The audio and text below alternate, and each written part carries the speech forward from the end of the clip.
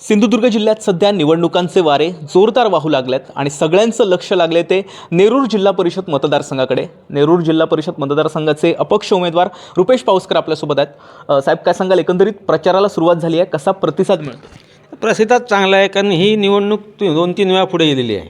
त्या अनुषंगाने आम्ही स्थानिक असल्यामुळे त्या ठिकाणी असतो. गेली 3 वर्ष या ठिकाणी जिल्हा परिषदच नव्हती, म्हणजे तुमच्या माहितीकरता सांगतो.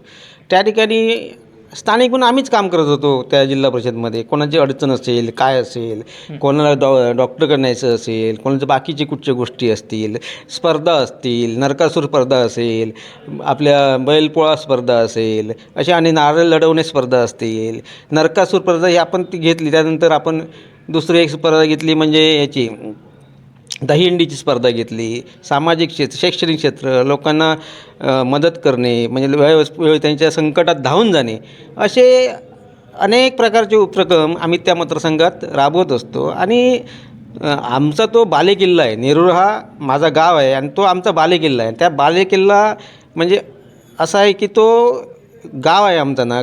गावाने एकदा ठरवलं की बाबा याला मदत करायची, मग ते पाठी येत नाही. तुम्ही त्याला किती आमिष द्या, किती भुलता बघा, ते भुलणारा माझं गाव नाही. मला माझ्या गावाबद्दल अभिमान आहे. असा हा माझा नेरूर गाव आहे. आताची जी निवडणूक आहे ती कोणकोणत्या मुद्द्यांवर लढवली जाणार आहे? आताची ही निवडणूक आहे, शैक्षणिक असेल, विकास आणि स्थानिकांचे प्रश्न, स्थानिकांचे जे महत्त्वाचे प्रश्न असतील त्या प्रश्नावर लढवली जाईल. बरं, आपल्या मतदारसंघाचे कोणकोणते प्रश्न आहेत आणि ते प्रश्न सोडवण्यासाठी कसा प्रयत्न राहील? मतदारसंघाचे अनेक प्रश्न आहेत. तुम्ही त्या मतदारसंघात फिरल्यानंतर तुमच्या लक्षात येईल की त्या मतदारसंघातील म्हणजे रस्त्यांची अवस्था दयनीय आहे.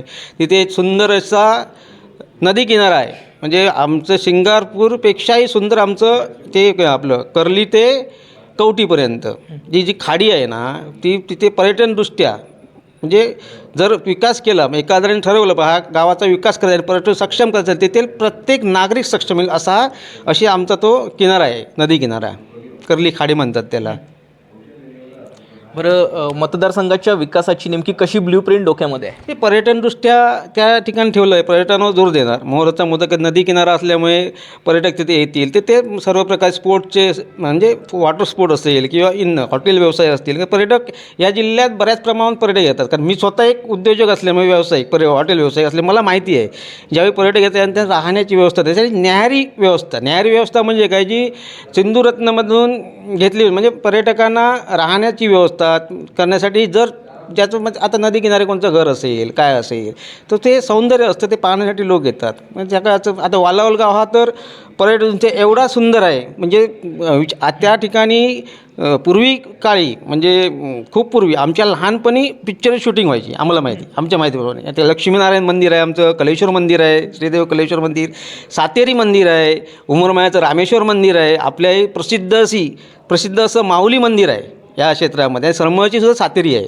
अशा ठिकाणी असं संगम आहे त्या ह्याचा मतदारसंघाचं. एक असं शोभनीय गाव आहे. तेथे म्हणजे सर्व देवदेवतांची आणि इथे संतांची भूमी आहे. आमच्या नेरूरमधील हे आमचं कुडा हे संत प्रसिद्ध असं राहू महाराज या ठिकाणी संत होऊन गेले. अण्णा महाराज असतील किंवा भालचंद्र महाराज, ही संतांची सिंधुदुर्गाची भूमी आहे. त्यामुळे या ठिकाणी याचा विचार करून आम्ही एक निवडणूक लढवणार आहोत. बरं, आपल्या समोर जे उमेदवार आहेत, आपण देखील त्यांच्यासोबत काम केलं आहे. फार मोठा अनुभव त्यांच्या पाठीशी आहे. एक दिग्गज उमेदवार म्हणून त्यांच्याकडे देखील पाहिलं जातं. आव्हान वाटतंय का? ना, कसं असतं, ज्यावेळी स्थानिक मुद्दा येतो, लक्षात घ्या, आम्ही तर म्हणतो की त्यांनी आमदारकी वगैरे लढवायला पाहिजे होते, अशी आमची इच्छा होती. पण ते आता खाली आले, त्याला आम्ही काय करू शकत नाही. आता स्थानिक या मुद्द्यावर आम्ही ही निवडणूक लढवतो आहे. आणि स्थानिक म्हटल्यानंतर कवठी असेल, उमरमाळा असेल, आमचं चेनवन असेल, वालावल असेल किंवा नेरूर सरमळ असेल, स्थानिकांचा प्रश्न एकच आहे की त्यांना स्थानिक उमेदवार पाहिजे. बरं रुपेशजी, अगदी शेवटचा प्रश्न आहे. मतदारांना आजच्या दिवशी काय आवाहन कराल? मतदारांना मी एकच आवाहन करेन की विकास हा होतच राहणार, पण मूलभूत ज्या गरजा आहेत, जे काही असेल, उद्या बाबा कुठच्या कार्यकर्त्याला पत्र पाहिजे असेल तर कुठे आहे बाबा, तर आमचं रुपेश कुठे आहे, तर तिथे चव्हाट्यावर जावा, तिथे पत्र सही मारून ठेवलेले आहेत. ते तुम्हाला आमचं तिथे माणूस आहे ते बसवलेला असतो, तुम्ही ते काय ते करा, तुमचं घेऊन जा. तुमचं काम अडता कामा नाही कुठच्या गोष्टीने. कारण का कार्यकर्ता आहे ना, हा कार्यकर्ताच नेत्याला नेता करत असतो. त्यामुळे कार्यकर्त्याला जपणं हे आमचं काम आहे आणि ते आम्ही जपणार. धन्यवाद वेळ आपला आम्हाला दिल्यासाठी. तर हे होते रुपेशजी पावसकर, अपक्ष उमेदवार आहेत. आपल्या विजयाचा विश्वास त्यांनी या ठिकाणी व्यक्त केला आहे. चिन्मय घुगळे, सिंधू दर्पण, कुडाळ.